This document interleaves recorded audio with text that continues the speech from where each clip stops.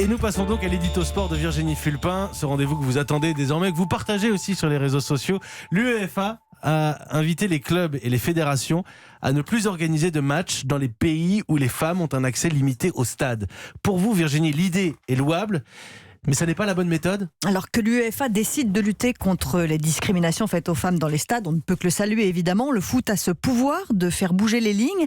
Si les instances en prennent conscience, tant mieux, mais inviter les clubs et les sélections à ne plus organiser de matchs dans les pays qui pratiquent cette discrimination, non. Au contraire, il faut y aller, c'est en confrontant ces pays à leur politique discriminatoire envers les femmes qu'on pourra avancer, parce qu'il y aura un débat, et rien que le débat, c'est une petite victoire. En janvier, la Supercoupe d'Italie a eu lieu en Arabie Saoudite. La première réaction, c'est de dire « Quoi, mais pourquoi aller dans ce pays où les femmes devront être accompagnées par un homme si elles veulent se rendre au stade ?» Alors oui, c'est révoltant, mais au moins, des femmes ont pu assister à la rencontre. C'est une toute petite victoire. Mais en Arabie Saoudite, rien que ça aurait été inimaginable il y a 2 ans seulement. Là, on parlait de l'UEFA, les instances européennes. La FIFA, au niveau mondial, va agir aussi ? Il a fallu attendre un fait horrible pour que la FIFA bouge. Il y a une quinzaine de jours, une femme s'est immolée par le feu devant un tribunal de Téhéran, en Iran.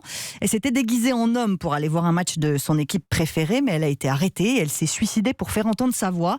La FIFA veut faire pression sur l'Iran pour que les femmes puissent assister au match de qualification de leur équipe pour la prochaine Coupe du Monde. Sinon, il y aura sanction. Ça me semble plus adapté comme réponse dans un pays où les femmes sont bannies des stades depuis 1979. Alors évidemment, c'est pas satisfaisant de les voir autorisées à aller voir seulement quelques matchs choisis par les autorités. Mais si on se souvient bien, en Afrique du Sud, du temps de l'apartheid, un match de foot avait opposé une équipe noire à une équipe blanche dans les années 70. Oui, c'est choquant, mais ça a été un premier pas pour comprendre qu'on pouvait jouer ensemble. Et quelques années plus tard, naissait une équipe multiraciale, bien avant la fin de l'apartheid. Donc c'est peut-être avec ces petits pas que le foot peut montrer la voie. Eh bien, dites-nous si vous êtes d'accord ou pas avec Virginie Fulpin. Merci Virginie, c'était l'édito sport. Vous écoutez, vous réagissez, vous apprenez des choses aussi. C'est tous les matins à 7h25.